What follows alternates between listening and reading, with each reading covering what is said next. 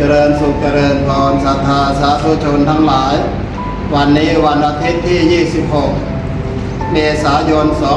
2569 อาตมาภาพพระครูสุตตะเจติยานุรักษ์ผู้ช่วยเจ้าอาวาสวัดท่าพนมเจ้าคณะตำบลท่าพนมเขตหนึ่ง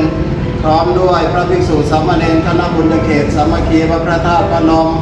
ได้นำน้ำดื่มมาร่วมมาเป็นกุศลศพของคุณตาดำรินุธโนอายุ 81 ปีที่ศาลาบำเพ็ญกุศลวัดพระธาตุพนมแห่งนี้จึงถือโอกาสบอกกล่าวให้ศรัทธาสาธุชนทั้งหลายได้ร่วมสาธุและอนุโมทนากับคณะสงฆ์ที่มีน้ำใจอนุเคราะห์สงเคราะห์ช่วยกันและก็ส่งดวงวิญญาณคุณตาดำรินุธโนไปสู่ภพภูมิที่ดีโดยพร้อมเพรียงกันเถิดสาธุสาธุสาธุอนุโมทามิ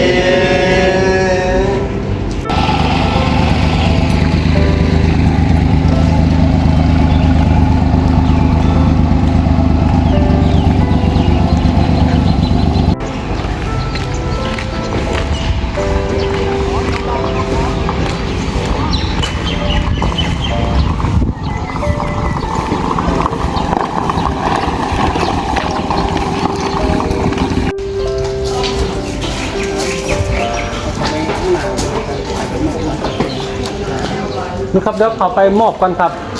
เขาไปเลี้ยงไว้ข้างหน้าครับผม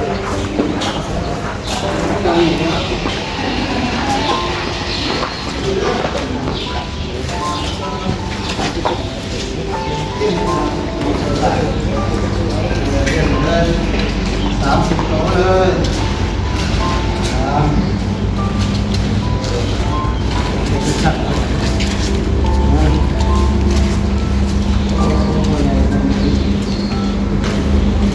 พูดแล้วก็80แล้วเนาะค่ะ80พอดีเพิ่มดี80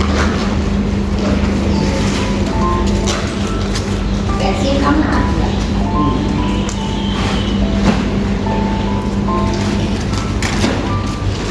ผู้อายเนี่ยอะไรกับผู้อายเนี่ย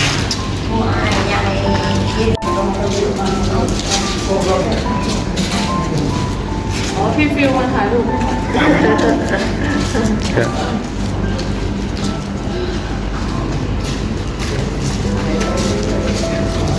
ถ่ายวิดีโอคนถ่ายวิดีโอเด้อครับเยี่ยมพนมมือ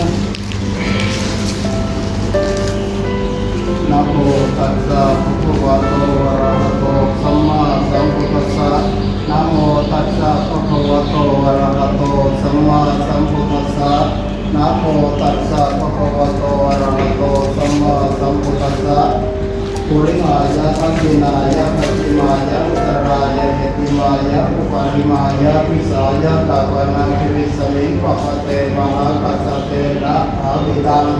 พุทธปุรังคาถาตงศิรสานามามิสุวรรณรัตตังรัตนังอเทตังพุทธปุรังคเจติยังอหังวันทามิสัพพทา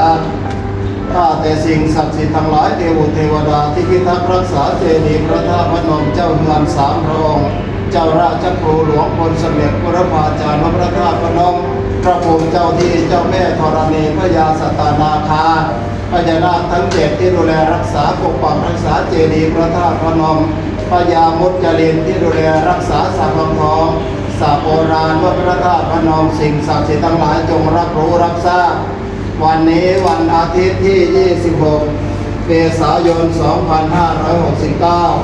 ข้าพเจ้าอาตมาภาพพระครูสุตตะเจติยานุรักษ์ผู้ช่วยเจ้าอาวาสวัดพระธาตุพนมเจ้าคณะตำบลท่าพนมเขตหนึ่ง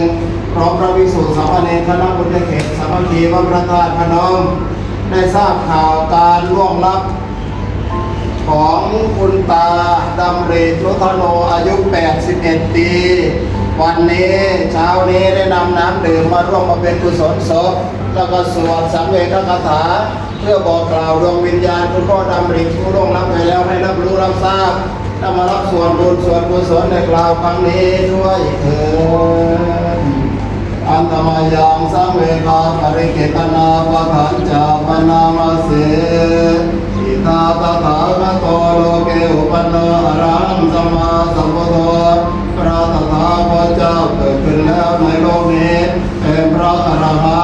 ตรัสรู้เองโดยชอบธัมโมจะเทสิโตอันหนึ่งพระธรรมพระตถาคตเจ้าทรงแสดงแล้วนิยานิโกเป็นไปเพื่อนำสัตว์ออกจากทุกข์อุปสามิโกเป็นไปเพื่อความสงบระงับใจปาเรนิพานิโกเป็นไปเพื่อความดับทุกข์สัมโพธคาเวให้ถึงความตรัสรู้สุขตาปเวทิโตพระสมเด็จเจ้าทรงประกาศแล้วมายันตามธรรมังสุตวาเราทั้งหลายได้ผ่านแล้วซึ่งธรรมนั้นเอวังจานามาจึงรู้อย่างนี้ชาติเปโตขาแม้ความเกิดก็เป็นทุกข์ชราเปโตขาแม้ความแก่ก็เป็นทุกข์มรณะเปโตขาแม้ความตายก็เป็นทุกข์ก็กัปริเทวะทุกขโตมนาสุภายาสะเปโตขาแม้ความไม่ใจความวิไรรำพันความไม่สบายกันความเสียใจและการแค้นใจก็เป็นทุกข์อภิเยสัมปโยโกทุกข์ความประสบพบเห็นสิ่งอันไม่เป็นที่รักก็เป็นทุกข์ปิเยหิวิปโยโกทุกข์ความรับรักจากสิ่งที่รักก็เป็นทุกข์ยามเป็นจันทร์ละปฏิตังเมตุขังปรารถนาสิ่งใดไม่ได้สิ่งนั้นสมหวังก็เป็นทุกข์สังกิเตนะปัจจุปาทานาขันธาทุกขาโดยย่อการยึดขันธ์ว่าเป็นเราก็เป็นทุกข์สยติตังนี้อย่างไร รูปปาทานาขันโตอุปาทานาขันธ์คือรูปเวทนานุปาทานาขันโตอุปาทานาขันธ์คือเวทนาสัญญาปาทานาขันโตอุปาทานาขันธ์คือสัญญาสังขารปาทานาขันโตอุปาทานาขันธ์คือสังขารวิญญาณปาทานาขันโตอุปาทานาขันธ์คือวิญญาณเยสัมปริญญายาตารมโนโสภควาเอวังวังรังสาวกเกวิเนติพระผู้มีพระภาคเจ้านั้นก็ยังดำรงพระชนอยู่ยังได้นำสาวกทั้งหลายเพื่อให้รู้ซึ่งอุปาทานกันทั้งหลายอย่างนี้เป็นอันมากเอวังวากาจากพระสาวกวโตสาวกเกสวานุสาสเนอาหุลาภวตติก็ได้คำรับสอนของพระผู้มีพระภาคเจ้านั้นมีส่วนอย่างนี้เป็นไปมากในหมู่สาวกทั้งหลายว่ารูปังอนิจจังรูปไม่เที่ยงเวทนานิจจาเวทนาไม่เที่ยงสัญญานิจจาสัญญาไม่เที่ยงสังขารานิจจาสังขารทั้งหลายไม่เที่ยงวิญญาณังอนิจจังวิญญาณไม่เที่ยงรูปังอนัตตารูปไม่ใช่ตัวตนเวทนานัตตาเวทนาไม่ใช่ตัวตนสัญญานัตตาสัญญาไม่ใช่ตัวตนสังขารานัตตาสังขารทั้งหลายไม่ใช่ตัวตนวิญญาณังอนัตตาวิญญาณไม่ใช่ตัวตนสัพเพสังขารานิจจาสังขารทั้งหลายทั้งปวงไม่เที่ยงสัพเพธัมมาอนัตตาเกียรติธรรมทั้งหลายทั้งปวงเป็นเพราะไม่ใช่ตัวตนดังนี้นะนิมนต์สวดพร้อมกันมนุษย์เราเกิดมาทำไมนิพพานมีสุขอยู่ใหญ่มีไปตอนนั้นห่วงหนักหลวงชักหน่วงไว้ฉันไปไม่ได้ตานาผูกพันห่วงนั้นพันผูกห่วงลูกห่วงหลานห่วงทรัพย์สินทานจงสละเสียเถิดจะได้ไปนิพพานผ่านพ้นภพสามยังหนุ่มสาวน้อยหน้าตาแจ่มใสงามแล้วรูปประการแก่เท่านั้นยันแต่ล้วนเครื่องเน้นเป็นใหญ่900เป็นน้อย9,000มันมาทำเข็นใจให้ร้อนให้เย็นเงินโกทั้งตัวคนเกี่ยวก็ทำ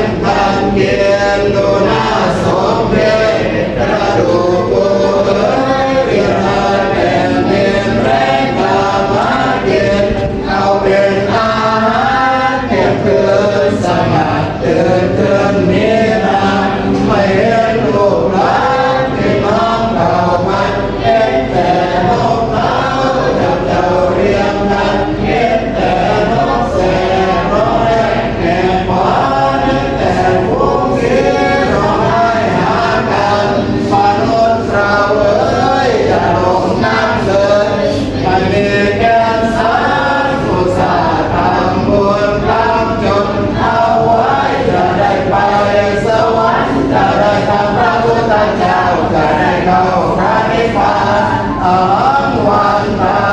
นิสัพพะโสอาหังวันตานินิพพานะปัจจโยโหตุอนิจจาวัฏสังขาราโอปัสสวายตัมมิโนโอปัจจิตวานิโรจันติเตสังโอปัสสโมสุโขอนิจจาวัฏสังขาราโอปัสสวายตัมมิโนโอปัจจิตวานิโรจันติเตสังโอปัสสโมสุโขอนิจจาวัฏสังขาราโอปัสสวายตัมมิโนโอปัจจิตวานิโรจันติเตสังโอปัสสโมสุโข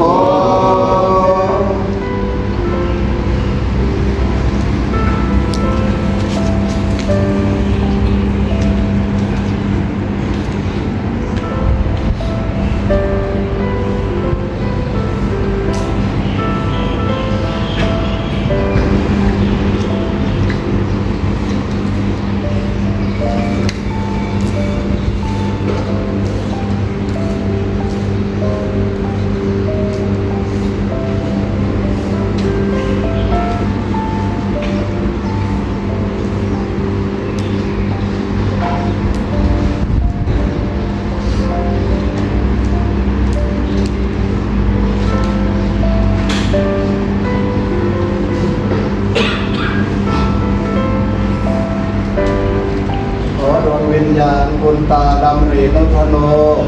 อายุ81 ปีอาตมาพระพุทธนาเด้อความด้วยลูกพาลูกเน้นได้ทราบข่าวการล่วงลับ